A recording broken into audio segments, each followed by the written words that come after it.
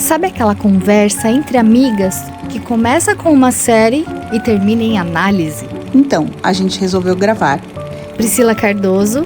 Eu sou Dani Romero. E esse é o Entre Cenas e Sintomas. Um espaço entre telas, escutas e sintomas.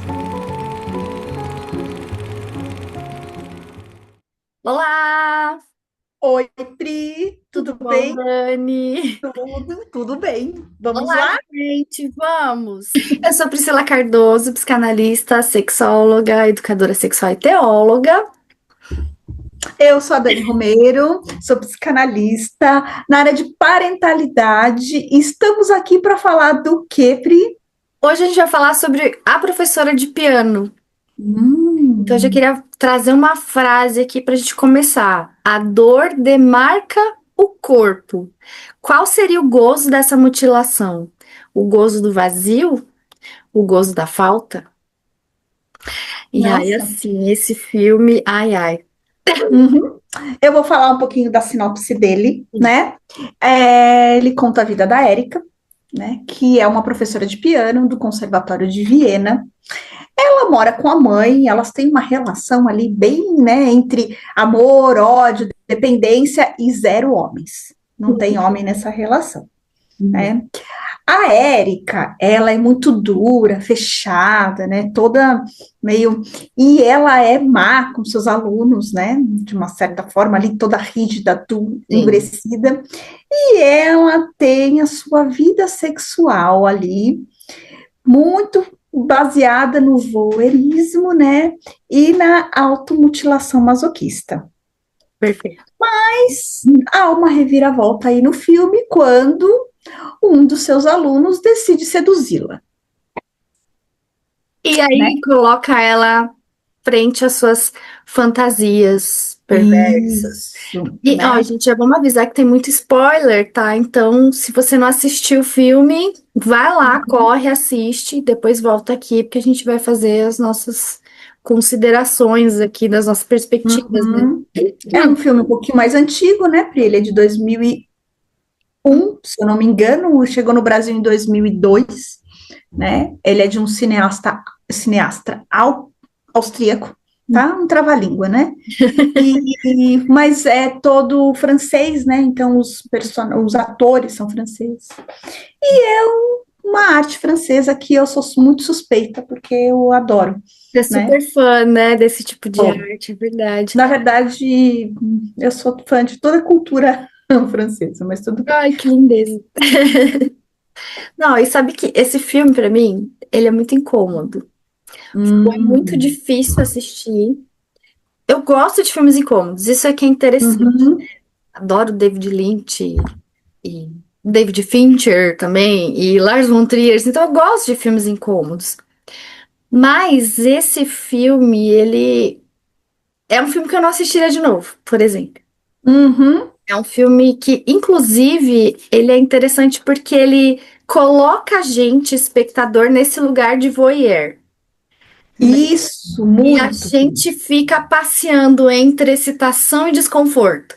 Então, quando a cena tá ficando, nossa, que tesãozinho. Ai, ai, que coisa esquisita, que ruim. Então, aí eu vou dar né, o que eu senti.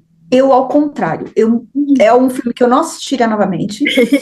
Eu fiquei incomodada do começo ao fim, Ai, né? não teve nenhum momento que falou, interessante. Não, assim, aí eu vou puxar a sardinha para o meu lado, né? Que o que foi interessante para mim e principalmente para a visão psicanalítica, a relação dela com a mãe, Uhum, sim, né? Que é um assunto que sempre me interessa. E sim. quanto mais louca essa relação, mais me interessa. Então, sim, né? A relação dela com a mãe para mim foi muito.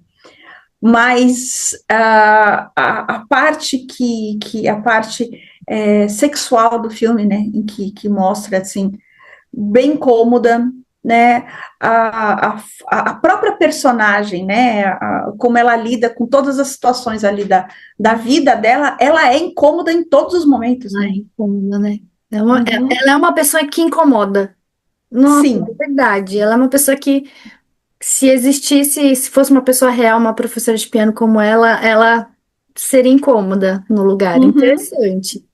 Não, e né? sabe que antes de eu assistir esse filme, eu vi um trailer da cena em que ela está se mutilando a Uhum, própria vulva. Foi a primeira uhum, cena de todas que eu vi do filme.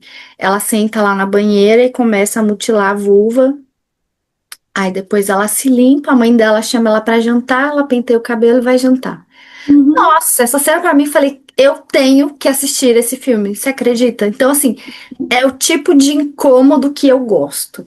Essa cena pra mim foi uma cena desconfortavelmente excitante pra mim. Então, aí eu falei, tem que assistir esse filme. Só que o que que me incomodou tanto, eu acho que entra na parte do consentimento, né? Mas a gente vai chegar lá, né? Vamos uhum. voltar. É interessante que é um filme muito que tem muita arte, né? No pano de fundo. Como Sim. você disse, né? Ele foi filmado lá na Áustria, em Viena, que é o berço da psicanálise, que é Uhum. muito interessante Sim, isso, né? sim.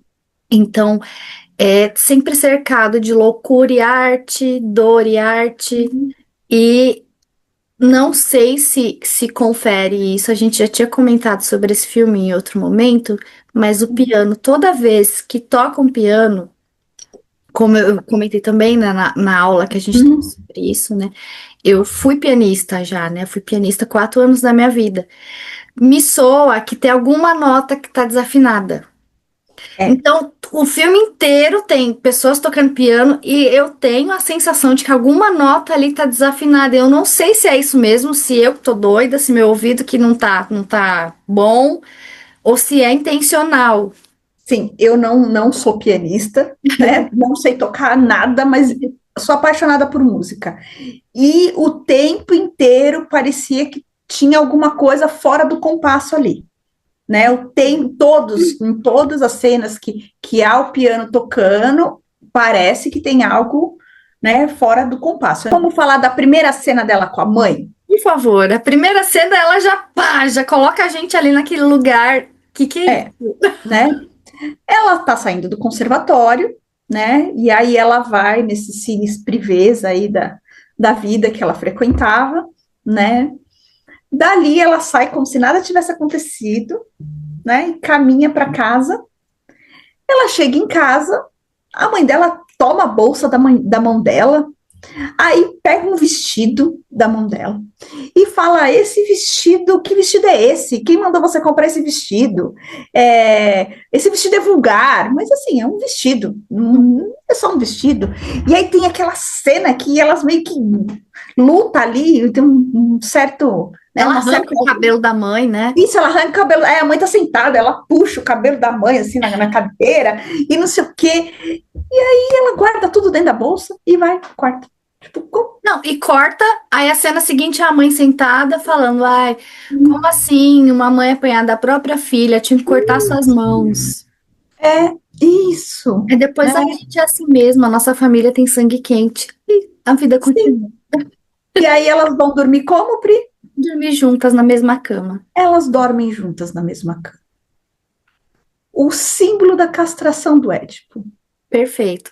É muito interessante porque elas são fusionadas, né? Elas são uma Uhum, só e assim, não existe uma castração. E essa atitude da mãe dela, né, é muito doida, porque é um controle como se fosse ali uma adolescente que tivesse gasto seu dinheiro, uhum, sua mesada com alguma coisa que não podia. E a gente está falando de uma mulher de mais de 40 anos que comprou um uhum. vestido, escondeu o vestido, escondeu o canhoto do talão de Ah, é cheque para a verdade, tem mãe ainda não do talão ver. de cheque. Ela pega o canhão do talão de cheque ainda, né? A mãe não vê que ela gastou o próprio dinheiro para comprar um vestido. Então, assim, e durante o filme a gente vê esse controle absurdo da mãe dela sobre ela. Dela tá dando aula particular na casa de uma aluna e a mãe ligar pra ela.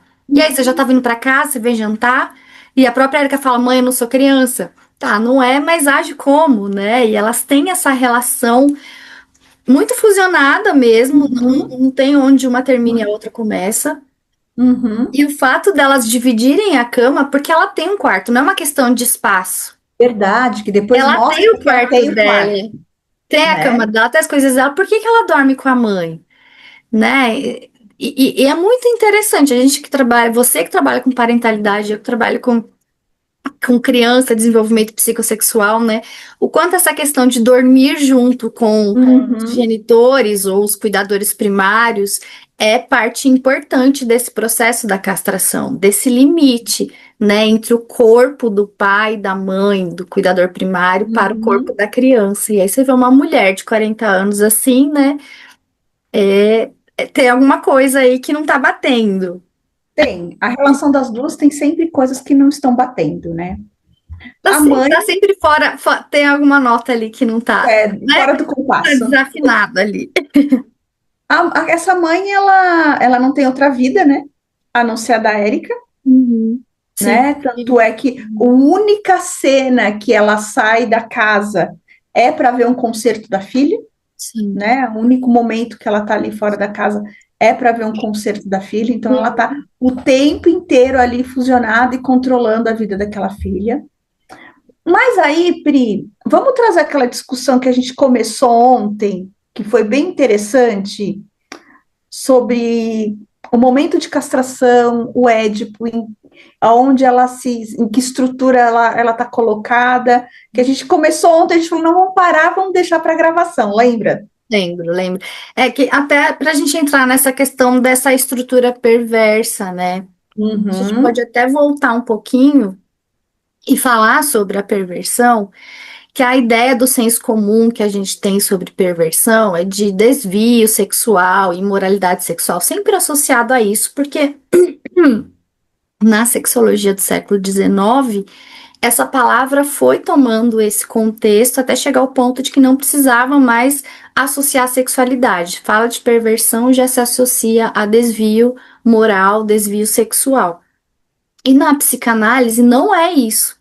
E por isso que a gente está trazendo essa questão do complexo de Édipo, né? A perversão, ela acontece, então imagina ali a criança que está naquela fase do complexo de Édipo, no qual a mãe ou o pai, algum cuidador primário é o seu objeto, né? É por quem ela se interessa, tem ali um desejo sexual, que é válido destacar que não é uma sexualidade adulta, é uma sexualidade infantil, fantasiosa, pré-genital.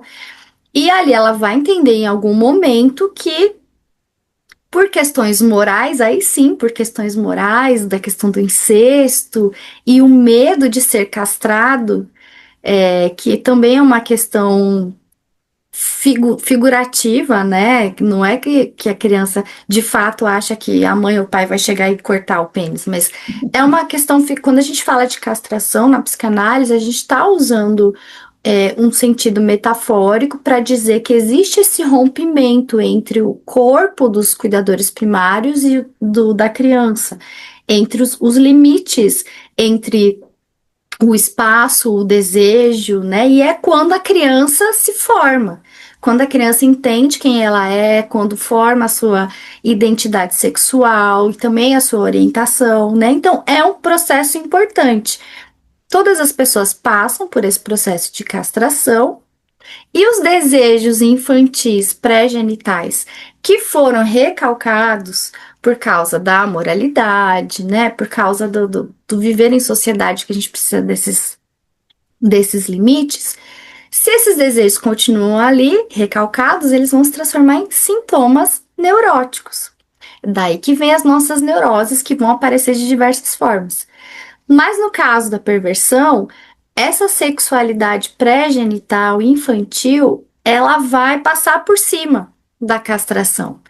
Então, aí que tá, né? Freud, ele tem três momentos quando ele fala da perversão. Num primeiro momento, dos primeiros textos dele, da teoria da sexualidade, a organização genital infantil, ele fala que a perversão é o oposto da neurose, né? Como eu expliquei aqui, então se foi recalcado, vai sair como sintoma neurótico. Se não foi recalcado, ele vai dar vazão aos próprios desejos.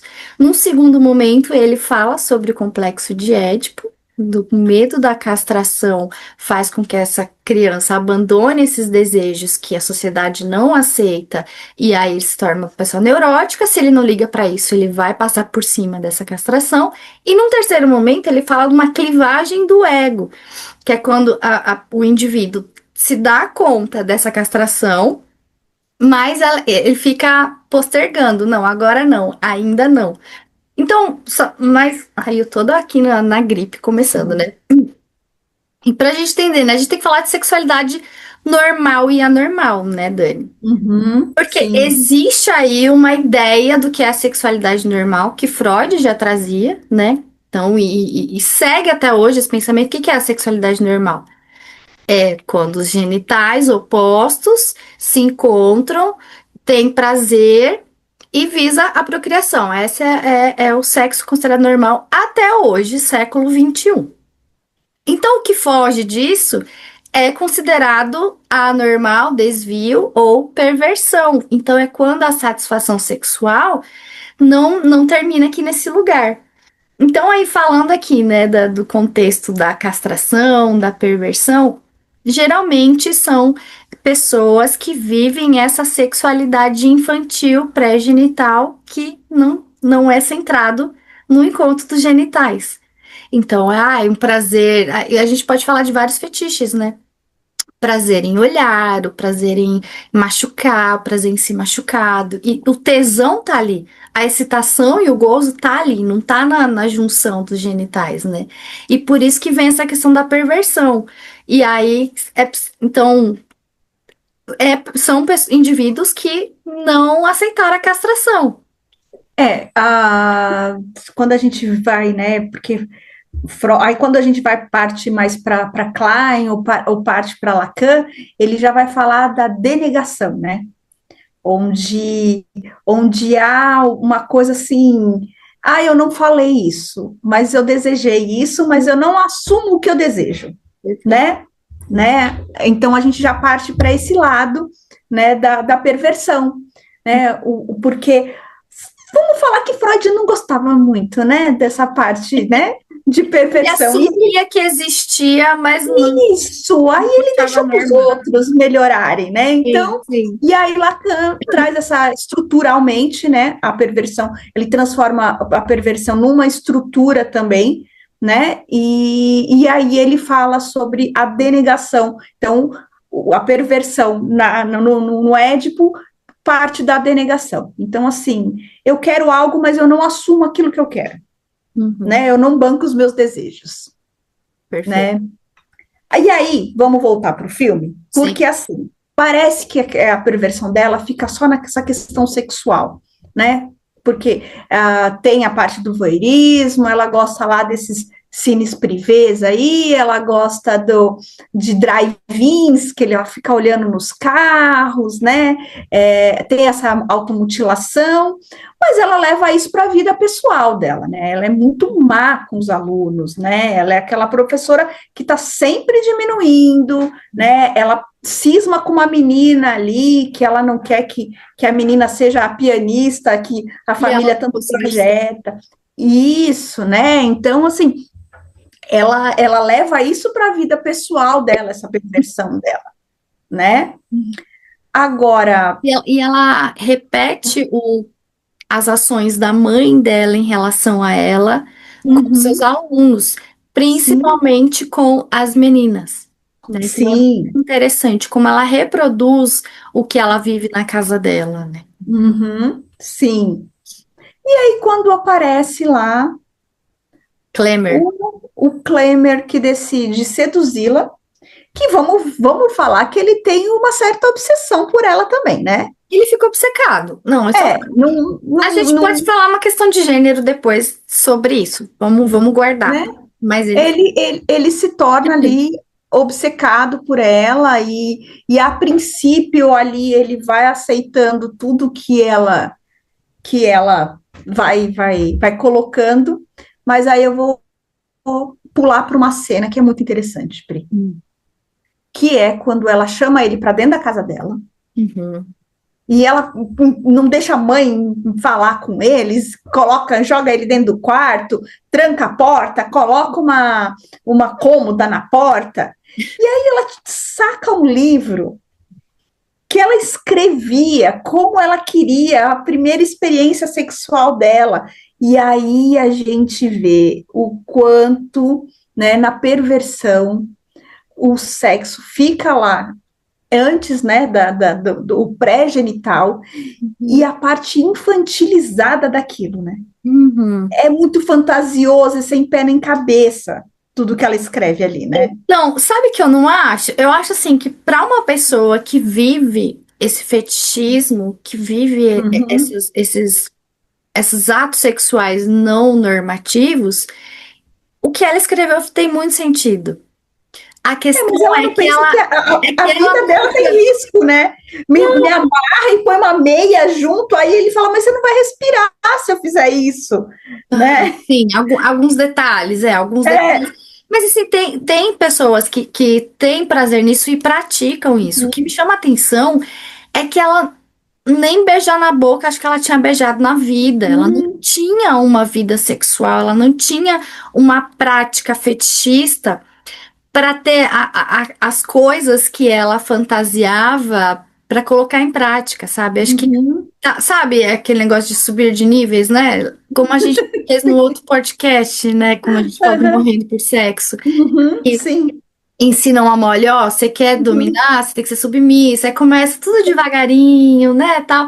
Ela já quer ir no hardcore, eu vou, nossa, eu vou morrer sufocada, e aí me passa uma coisa infantil, sim. Então, beijinho, assim, isso, porque assim, viada. aí mostra o quanto, né, que toda aquela armadura, né, daquela mulher rígida e a construção do personagem, aí eu vou falar de cinema e vou falar porque é muito, porque ela é uma pessoa que ela usa só bege, branco, cinza, preto, né, os cabelos presos assim, né, o rosto, então assim, parece uma pessoa castrada, Sim, verdade. né? Parece o tempo inteiro uma pessoa castrada, né? E Rígida, né? sim, né? Rígida com tudo, né? Mas, Pri, eu quero voltar ainda naquilo que a gente falou sobre ela e a mãe, Hum, de que é como se ela se submetesse ao autoritarismo da mãe. Porque uma pessoa perversa, ela dificilmente ela se submete a alguma regra ou lei, né? hum, Ela tem meio que um senso de que aquilo não vale para ela, é. né? Ela tá acima daquilo. Uhum, Então, a princípio, quando a gente olha cenas, né, que ela esconde, deixa a mãe tirar, né, dá a impressão de que ela aceita essa castração da mãe. Mas a partir do momento que ela, né, é violenta com a mãe, a gente fala, opa, peraí, a ela, gente fica confuso, né, com a ela estrutura aceita dela. até onde é cômodo para ela, Uhum. né? Ela aceita ali, não aceitando muito esse controle. Porque ao longo do filme a gente vê que ela realmente só faz na vida dela o que ela quer, Sim, sim, né? Por mais que a mãe ligue, que hora que você vem, você gastou tanto, que vestido é esse, ela continua fazendo, sim. né? Inclusive Não as, tem, as montagens de cena dela, né? né? Não tem esse. Não, e até é até uma pergunta que eu pensei enquanto estava estudando de novo para esse podcast, né? Será que lá de fato era perversa ou era uma neurótica com fantasias perversas? Porque a gente fica em dúvida, né? Uhum. Ela ela nega a castração ou ela é castrada e fantasia com uma não castração? Isso é uma puta dúvida, assim, com relação a ela, né? Ela é É, perversa ou ela é uma neurótica com fantasias perversas? Ela é castrada ou ela de fato não foi castrada e ela é castrada e fantasia com a não castração ou ela de fato não foi castrada? Onde que ela tá nesse ponto, né? uhum. Bem, eu não fiquei tanto com essa dúvida, não. Eu fiquei. Sabe? Porque eu acho que eu vejo como o cineasta ele é muito famoso, né? Eu não vou lembrar o nome dele, a gente pode até colocar depois Uhum. nos créditos aí, mas sempre as construções de personagem dele são muito bem feitas. Uhum. Então, e como assim a gente vê muito estudo desse filme referente à Perversidade. perversidade, Uhum. né? E então, e assim, como que um perverso é, move, né, né, na vida, né? Então eu acredito que ela sim, né? Mas é o que eu falo, é bom. Aí eu vou voltar ao que você falou. É bom a gente identificar isso para a gente também pensar nessa hipótese, porque tem muito neurótico, Hum, tem. né? Tem muito neurótico que a gente fica na dúvida, já aconteceu com a gente, né? né? De que, opa, tá ali em qual estrutura, Uhum, sim. né? Parece parece uma neurose compulsiva, mas tem um quê de perversão aí, e aí? Sim, sim.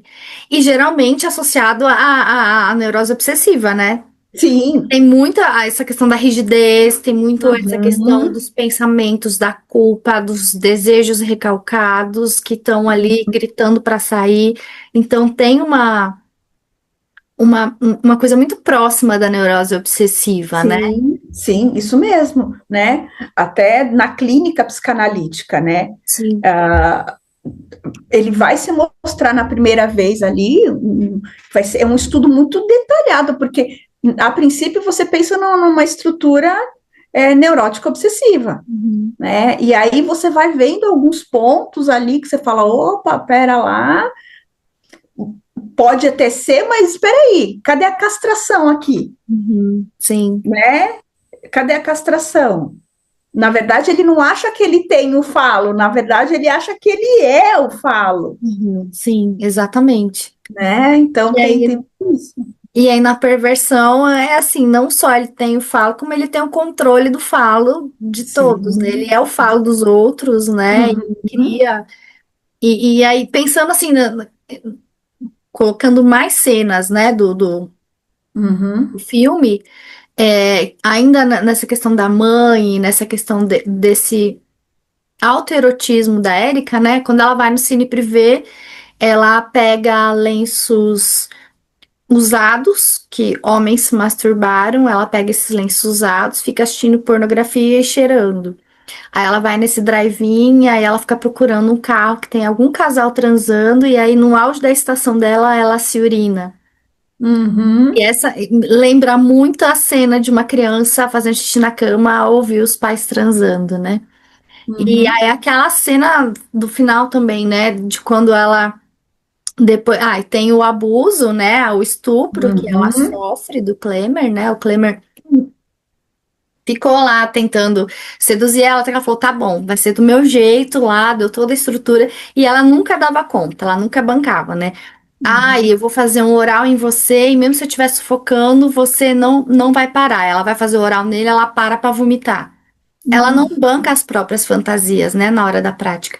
E aí ele vai lá atrás dela e não, sem entender a questão do consentimento do que ela tinha pedido, vai lá, bate nela, estupra ela e vai embora e ainda fala, ó, você não devia fazer isso com homem, né? E vai embora. E aí depois dessa cena, a Erika deitada lá com a mãe, tenta beija a mãe, tenta transar com a mãe, e a mãe, você tá louca? Que é isso? Aí volta a Erika criança, né? Eu vi os pelos do seu sexo. Cara, Sim, na hora que ela essa frase sim, é uma sim. criança nessa fase do complexo de Édipo que viu a vulva, o pênis dos seus pais pela primeira vez e se excita de alguma forma sem entender o que está acontecendo, né? Então, que doida, né? Essa estrutura, assim, da Sim. Érica, né? O quanto ela ficou, assim, não castrada, né? Ela não passou por uma fase natural do desenvolvimento infantil, do desenvolvimento psicossexual, né? E acho, como o nosso tempo já está acabando, né? A gente falar sobre as nossas questões, assim, pessoais. Você tem mais alguma coisa conceitual da psicanálise, assim, para trazer? Eu não, Pri, porque eu acho que a gente falou, a perversão é um assunto bem difícil na É psicanálise, muito, muito. né? Primeiro porque é uma estrutura muito complexa, né? E não tão corriqueira dentro da clínica, né? E que cada Porque linha aborda de uma forma também. sim, sim, né? Porque dificilmente um perverso ele banca até o tratamento dele. fazer a terapia, a análise, né? Né? Fazer análise. Então, para nós, é difícil a gente se deparar com um perverso na clínica. verdade. Né? Então, é um assunto que a gente debate aqui, a gente debate muito através da nossa literatura, né, de estudos, porque caso clínico mesmo não é tão comum, né, a gente E pegar. lembrando que a gente só é psicanalista no setting, né? Aqui a gente está fazendo Sim, com propostas, certeza. né? Conjecturas, a gente Sim, está isso, né? treinando os conceitos a partir de personagens fictícios que não são nossos Sim, pacientes reais, né? Então, sim, com toda certeza. Né? e Tem as muito isso. questões. Isso não é uma sessão de psicanálise, é Sim, bom deixar sim. claro, né? E aí são as questões assim pessoais, né? As coisas que a gente falou muito, como esse filme tocou a gente como profissional, né? Agora, Porque eu, como isso toca a gente na questão pessoal. eu acho que aí volta lá que a gente falou no começo. Eu não assistiria duas vezes. Um filme extremamente incômodo para mim. Talvez por estar muito aquém de tudo, de algo que colhe, né? Algo que faça parte ali do contexto de vivência, né? Claro, a gente precisou, eu precisei estudar muito para chegar nessa estrutura, né, da perversão, porque até então eu falava, meu Deus, é só, né, o que ela é, né? né? E que a gente aprendeu, né? O que é perversão, né? Super Sim, errado. né? Porque e aí a gente também eu fiquei pensando, né? Qual a dor de alguém que tem esse tipo de estrutura na vida, né? Então, geralmente, até baseado nesse texto do Flávio Ferraz, Perversão, Hum, e que ele traz um exemplo clínico dele, né, de um paciente dele, são pessoas que têm dificuldade de ter relacionamentos íntimos, afetivos, uhum, porque desumaniza o objeto.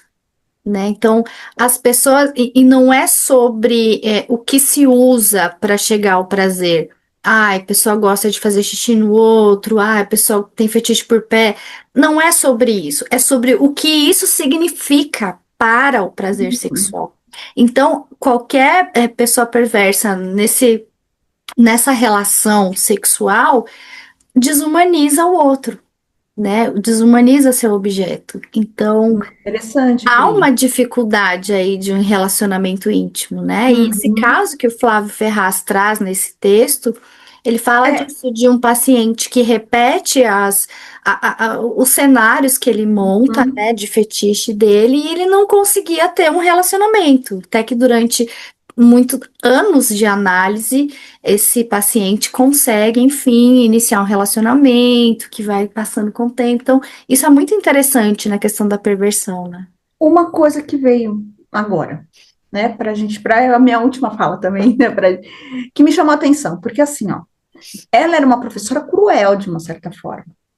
E só que o que dá a entender ali que ela era muito requisitada, Uhum. né, que ela atingia ali alguns níveis ali com os alunos, né? E tem detalhe que ela estava no Conservatório de Viena, então não quer dizer, não era para qualquer pessoa para estar ali também, ela tinha que ser muito boa naquilo que ela faz. O que banca também uma mãe, né, igual a mãe da menina ali, né, a colocá-la eu preciso de uma pessoa extremamente rígida para ensinar, Sim. né? E aí ali todo momento você vê também que vamos só fazer um parênteses aí também minha área dessa mãe com essa filha. De Uhum. quem era o desejo que essa menina fosse uma grande pianista, Exatamente. né? Quando acontece o que acontece com a menina lá, dos dedos quebrados, que a mãe, quanto tempo ela vai voltar? Quanto tempo ela demora? Uhum. E para a Érica falou, acabou, né? Não tem mais carreira, Uhum. Sim. né? Não tem mais carreira, Muito né? interessante Então, como essa continuidade das mães, né? isso, porque Mães tem que muito, vivem a própria vida a partir das filhas, né? e isso é muito comum, Pri. Aí eu vou falar que, assim, isso tem muito, isso realmente faz muito parte do setting psicanalítico da parentalidade, né? Principalmente em relação mãe e filha, né? Essa relação mãe e filha. Não. Agora você imagina uma pessoa trans, né? Também atendo pessoas trans, jovens trans, que vivem essa questão, as expectativas que a mãe tinha sobre mim, na escolha Uhum. do nome, na escolha da minha profissão, na escolha de quem eu sou, e hoje eu não sou nem do gênero que ela achou que eu era. Então, é muito interessante isso, né? Sim, e sempre pautado na mãe, né? É como Sempre, né? que, Como se né? E aí, Pri, considerações finais suas. eu quero destacar a questão do quanto usar uma frase que eu vi no CAPS Juvenil recentemente, que é assim, de perto, quem é normal? O quanto a gente precisa nomear o outro como estranho, desviante, pervertido, para não ver os meus desejos, que são parecidos com os deles, que estão recalcados. Então, a minha reflexão é nesse sentido. O quanto Freud tentou ali falar, olha, gente, isso aqui existe, é real. Tem muitas pessoas, ele ainda usa essa palavra, né? Muitas pessoas normais e sãs têm atitudes perversas. Então é muito interessante ele falar, gente normal também tem isso. E o quanto isso foi se desenvolvendo na psicanálise, mas e até no DSM psiquiátrico, né? Antes tinha lá no Manual Diagnóstico de Transtornos Mentais Estatísticos, né, tinha a perversão como um transtorno mental e sexual. Eles mudaram a palavra para parafilia, numa ideia meio ética de diminuir né, a força da questão sexual da palavra perversão, mas é trocar seis por meia dúzia, porque Uhum, enfim, ainda consideram aquelas pessoas que não têm uma sexualidade considerada normal como um transtorno, ainda está lá no diagnóstico de transtorno. Então, uhum. a minha reflexão é nesse sentido. O que que é normal?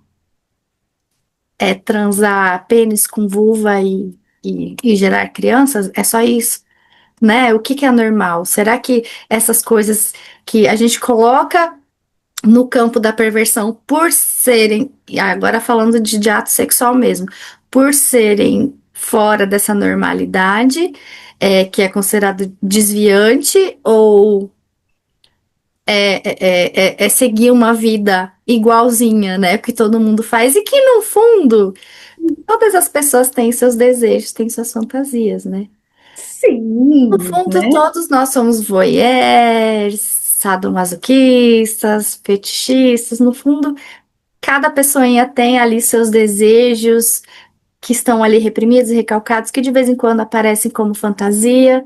Mas aí, quem define, né, o que é normal? Então, essa é a minha reflexão. A definição de normal é para tudo nessa vida, né, Pris? Não só da parte sexual, mas em tudo, né? O que é ser normal, né? Exatamente. Aí eu vou lá para a música né? O que você faz quando ninguém está vendo, né? Sim. Ou o que você queria fazer se ninguém pudesse te ver. E aí eu vou além, hein? Agora voltando para a questão sexual, onde tá a sua cabeça quando você tá lá no ato sexual? Tá ali naquela cena, mesmo ou você tá indo para um outro Voltamos para quem não momento? assistiu o episódio, o nosso piloto morrendo por sexo, a gente fala sobre isso lá, né? Sim, Né? assisto.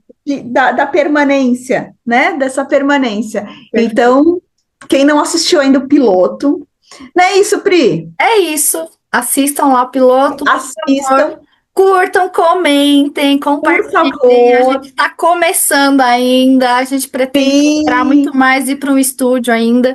Por isso, e enquanto, queremos também, a gente já tem aí alguns aí que vão ser, né? Mas pode nos mandar aí sugestões, o ações. que você quer ouvir aqui também, alguma coisa sobre, né? Vamos lá, ajuda a gente aqui, Isso aí. Muito certo? bom, Dani, adorei. Que tema difícil, Beijo, olha. Pri. Filme difícil, tema Tema difícil, difícil, mas conseguimos, chegamos. né?